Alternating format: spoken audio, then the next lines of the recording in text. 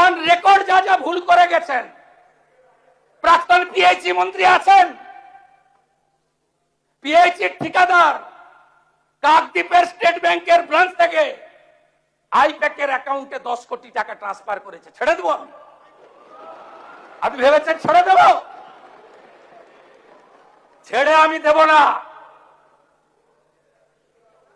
মানুষ এসব করার জন্য আমাদের জিতিয়েছেন। আমি আশ্বস্ত করতে চাই বাংলার গণদেবতা জনতা জনার্দনকে, প্রত্যেকটা হিসাব হবে, বিচার হবে, আপনারা শান্তি পাবেন।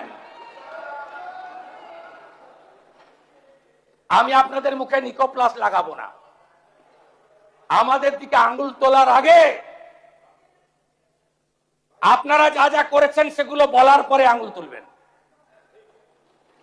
কোন ভদ্রলোকের গায়ে কেউ হাত দেবে না।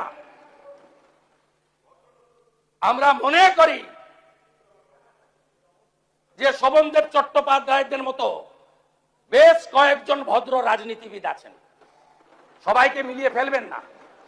সমর মুখার্জিকে দেখলে এখনো উঠে শ্রদ্ধা জানাই।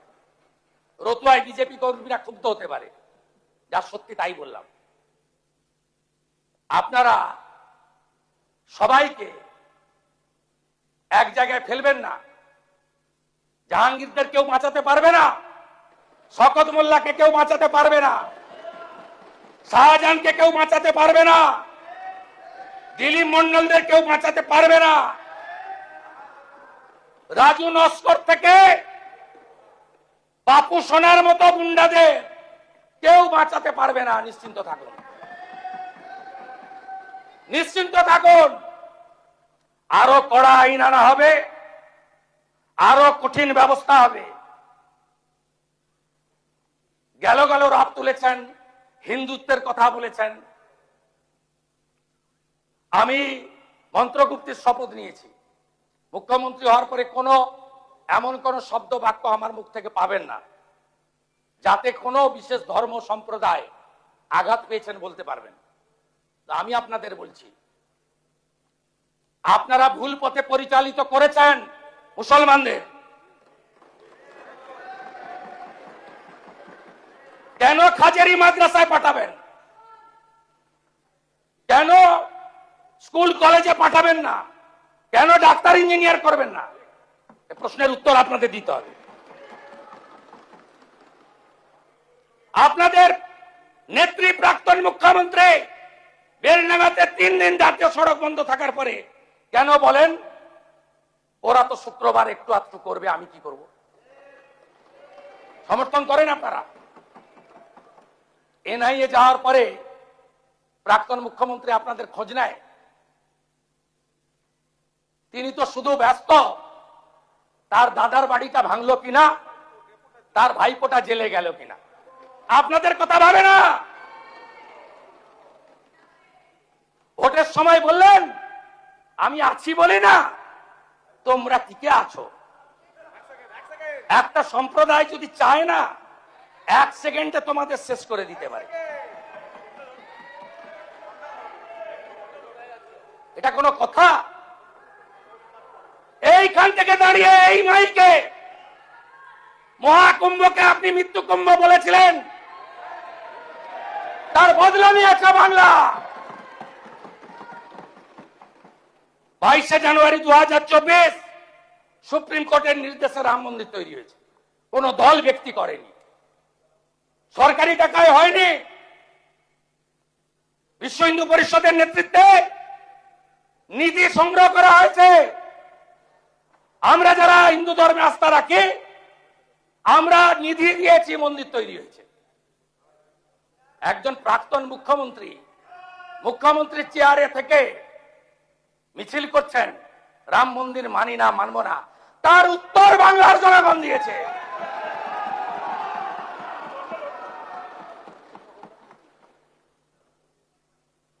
আমি গিয়ে খাতা খুলে দেখি দীঘার জগন্নাথ ধাম কালচারাল সেন্টার লেখা আছে। আপনি চালিয়ে গেলেন মন্দির মন্দির মন্দির, গজা পেড়া পেড়া গজা। কেউ বিশ্বাস করবে? কোন ধর্মীয় প্রতিষ্ঠান সরকারি টাকায় হয়, তার ডেভেলপমেন্ট করতে পারেন। রাস্তা করে দিন, আলো করে দিন, তীর্থযাত্রীদের যাতায়াতের ব্যবস্থা করে দিন, ভালো রেল স্টেশন করে দিন, ভালো প্যাসেঞ্জার সেট করে দিন। যারা তীর্থযাত্রী যাবে তাদের বসার জায়গা করে দিন, আলো লাগিয়ে দিন, সামনে একটা পার্ক বানিয়ে দিন। আমরা ধাম শব্দ তুলে দিয়েছি। সহযোগিতা করুন। ওই একটা ঘোড়া মারা অঞ্চলে যদি আমি মানরেগাকে ধরি, তাহলে ডোমকল বহরমপুরে অত বড় জেল নাই যে জেলের সংখ্যা গিয়ে দাঁড়াবে। একটা চোরকে ছাড়া হবে না, কোন চোরকে ছাড়া হবে না।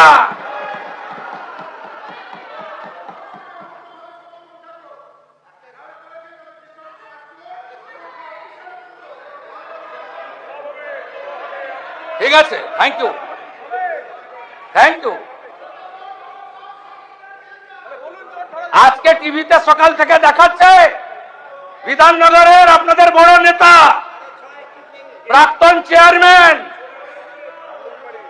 প্রাক্তন শিক্ষামন্ত্রীর মতো উনারও বান্ধবী বাড়ি থেকে কেজি কেজি সোনা পাওয়া যাচ্ছে।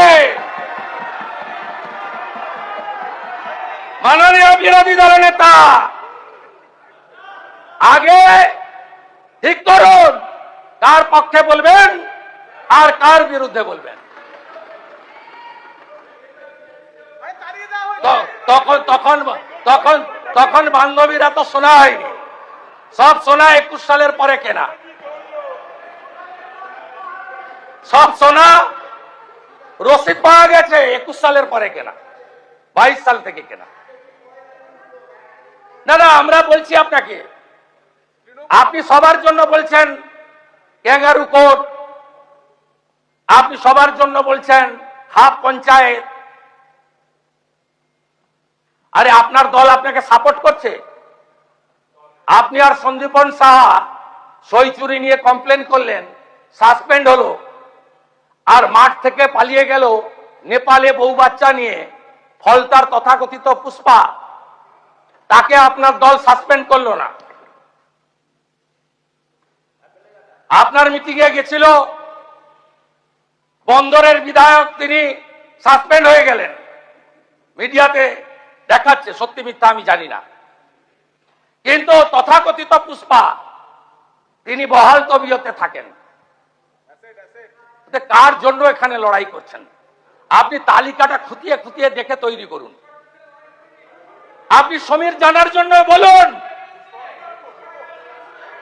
আপনি সমীর জানার জন্য বলুন, আপনি মোহাম্মদ সোহরাবের জন্য বলুন, আপনি কেন এই চোর ডাকাতদের জন্য বলছেন?